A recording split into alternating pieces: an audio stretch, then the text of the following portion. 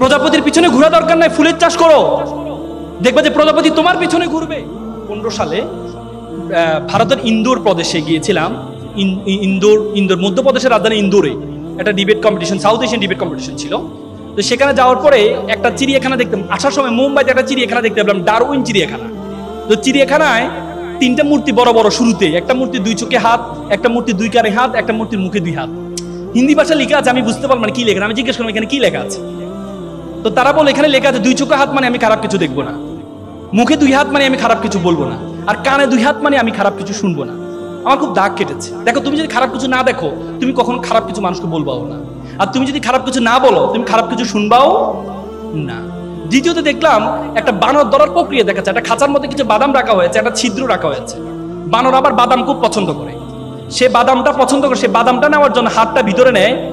হাতটা নেওয়ার পরে সে হাতটা আর বের করতে পারে না। কেন বের করতে পারে না বলো তো? কারণ বাদাম নিলে হাতটা বড় হয়ে যায়, পরবর্তী সে ধরা খেয়ে যায়। সে চাইলে এখান থেকে মুক্তি হইতে পারে, কিভাবে বলো তো? বাদামটা ছেড়ে দিলে। কিন্তু সে বাদামের লালসা ছাড়তে পারে না। আমাদের লাইফে অনেক বাদাম আছে। আড্ডা ইজ আ ওয়ান কনসেপ্ট বাদাম, gaming is a one concept বাদাম, Facebook is a one concept বাদাম, serial is a one concept বাদাম। এই বাদামের লালসা যদি তুমি না ছাড়তে পারো, তাহলে তুমি বানরের মতো খাঁচার মধ্যে বন্দী হয়ে যাবে। এপিজে আব্দুল কালাম বলেছেন, প্রজাপতির পিছনে ঘুরিও না, ফুলের চাষ করো, প্রজাপতি তোমার পিছনে ঘুরবে।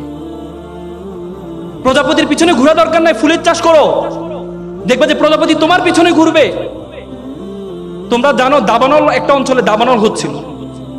দাবানল হওয়ার পরে সকল প্রাণী, আগুন লেগেছে, সকল প্রাণী চলে আসছে, দাবানল থেকে চলে আসছে।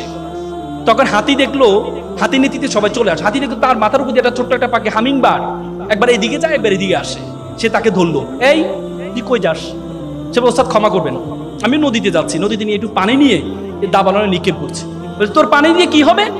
বলছে, ওস্তাদ আমি জানি কিছুই হবে না, কিন্তু এই মাতৃভূমিতে আমি জন্মগ্রহণ করেছি, এই মাতৃভূমিতে আমার মা বাবা জন্মগ্রহণ করেছে, এই মাতৃভূমিতে আমি খেলেছি, আমার মা বাবা খেলেছে, এই মাতৃভূমি জ্বলে যাচ্ছে, আমি কি সেটা সহ্য করতে পারি?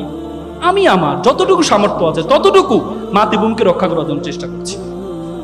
তখন হাতির ইগুতে লাগলো, কত তো সত্য। আমরা প্রত্যেকে যদি পানি নিক্ষেপ করি, তাহলে তো এই দাবানল থাকার কথা না। পৃথিবীতে এত সুন্দর দেশ তুমি কোথাও পাবা না। I have visited 26 states all over the world. আমি পৃথিবীর 26টা দেশে গিয়েছি। যখনই গিয়েছি, একদিন থেকে যে 2 দিন থেকে যে আমার দেশের জন্য অন্যরকম ভালোবাসা তৈরি হয়। কোথাও গরম, কোথাও ঠান্ডা, এত সুন্দর দেশ তুমি কোথাও। আমি রাশিয়া গিয়েছিলাম, -25, আমি বের হয়েছে, আমার হাত ফেটে রক্ত বের হয়েছে, হাত ফেটে রক্ত বের হয়েছে আমার, এত ঠান্ডা। পৃথিবীতে এত সুন্দর দেশ তুমি কোথাও পাবা না, কখনো গরম, কখনো ঠান্ডা। John of Kennedy, you don't ask what country can do for you, you can ask you can do for your country. তুমি জিজ্ঞেস করো তোমার দেশ তোমাকে কি দিয়েছে, বরং তুমি জিজ্ঞেস করো তুমি তোমার দেশের জন্য কি করেছো। তো সুতরাং প্রত্যেকে নিজের দেশের প্রতি মমত্ববোধ, ভালোবাসা যদি আমরা রাখতে পারি, ইনশাল্লাহ আমরা কখনো ছোট হব না।